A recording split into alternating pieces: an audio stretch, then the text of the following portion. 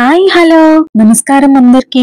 Welcome to Pavani universe. ఇక్కడ చూసారా చిన్న బాడ్ కింద పడిపోయింది. చిన్నదేం కాదు, ఇది తల్లి బాడ్ అన్నమాట. తల్లినో తండ్రినో తెలియదు కానీ మా జామ చెట్టు మీద చాలా నెలలు కాదులేండి, ఇయర్స్ నుంచి కూడా గూడులు నిర్మించుకొని నివసిస్తున్నాయి. ఈ బర్డ్స్ ఒక 10 years నుంచి మాక్సిమం ఉంటున్నాయి అన్నమాట మా చెట్టు మీద. అయితే ఆ 2 పక్షుల్లో ఒక పక్షి అయితే కింద పడిపోయిందో మరి ఏమైందో తెలీదు. దాని కాలు చూసారా, ఇలా వంగిపోయినట్లు అయింది పాపం.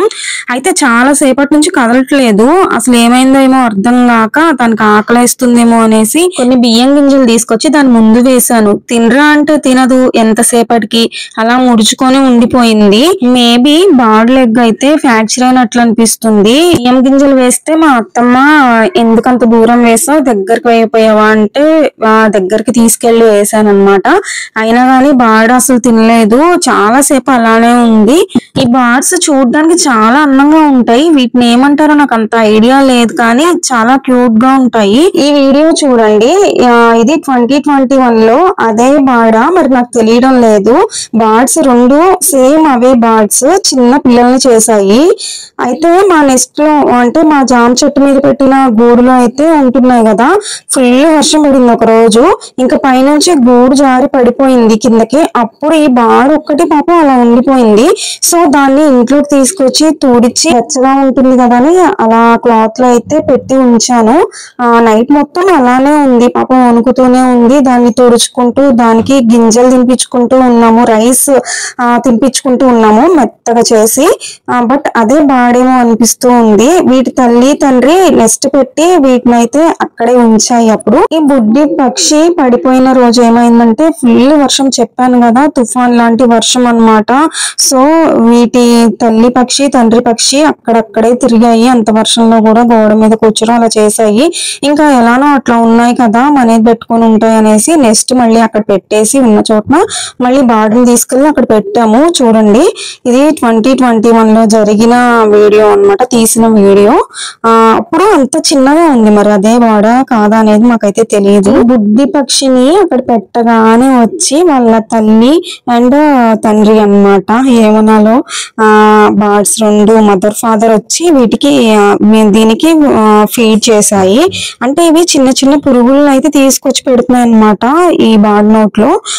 ఈ బుడ్డి పక్షి కూడా చక్కగా తింటుంది. మళ్ళీ యథాస్థానంలో అయితే ఆ బుడ్డి పక్షిని అప్పుడు పెట్టేశాను. అదే పక్షి ఏమో ఇప్పుడు పడింది మళ్ళీ అనిపిస్తుంది నాకైతే. ఇక ప్రెసెంట్ సిచ్యువేషన్ కి వస్తే, ఇప్పుడు పడిపోయింది కదా, కాలు ఇలా ఫ్రాక్చర్ అయినట్లు అయ్యి ఆ బాడ్ కోసం ఇంకొక బాడ్ అయితే వేరే చెట్టు మీద ఉండి అరుస్తూ ఉంది. నాకు అనిపిస్తుంది చూస్తున్నా, బట్ ఎక్కడ కనిపించలేదు.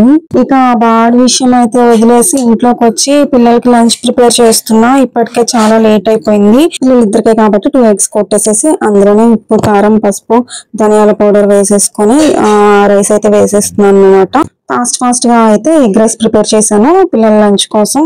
ఇంకా ఫైనల్ గా బాడీని ఒకసారి చూద్దామని వెళ్ళాను. అది ఆ మూలకు ముడుచుకొని ఉంది. కొద్దిసేపు అయ్యాక వెళ్ళి చూస్తే అది కూడా లేదు, ఎగిరిపోయింది అనమాట. దాని లెగ్ కరెక్ట్ అయిపోయింది. సో అమ్మయ్య వెళ్ళిపోయింది అని రిలీఫ్ అయ్యాను కాస్త. ఏదేమైనా మూగ జీవాలకు అలా అయితే చూస్తూ ఊరుకుండలేం కదా.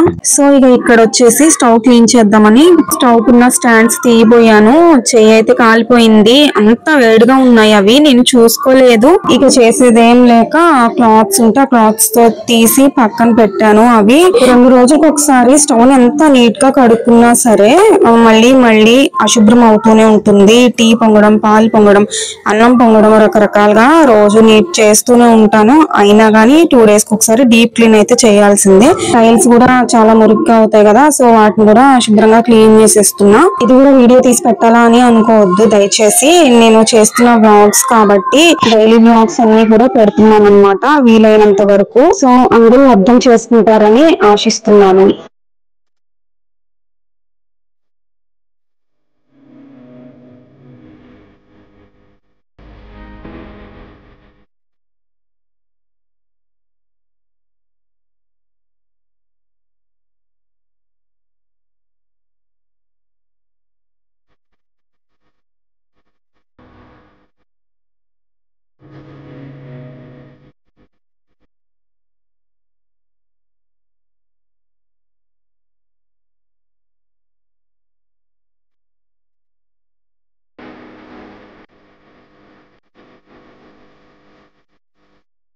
సో ఇంకా మొత్తం క్లీన్ చేసేసుకున్న తర్వాత ఆ సామాన్లన్నీ తీసుకొచ్చి మళ్ళీ స్టవ్ పక్కన ఎక్కడ ఉండాల్సింది అక్కడ ఆ ప్లేస్ లో పెట్టేశాను.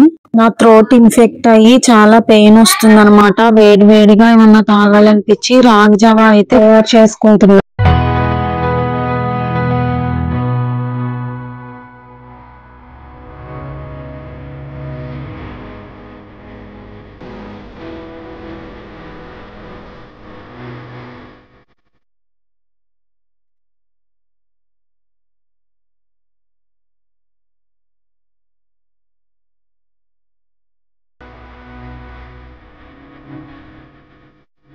వేడివేడిగా తాగుదాం అనుకుంటే నోరు మొత్తం కాలిపోయింది. మూలుగా నక్క మీద తాటిగా పడ్డట్లు అంటారు కదా, అలా అయింది నా పరిస్థితి ఈ రోజు. ఒకవైపు స్టవ్ కడగపోయి చెయ్యి కాల్చుకున్నా, ఇంకొక వైపు పోయి నోరు కాల్చుకున్నా. అలా health problem, mind absent body present అన్నట్లుంది నా పరిస్థితి. ఇంకా ఫైనల్ గా గోరువెచ్చగా ఉన్న రాగి జావను తాగి కాస్త అలా రిలాక్స్ అయ్యాను.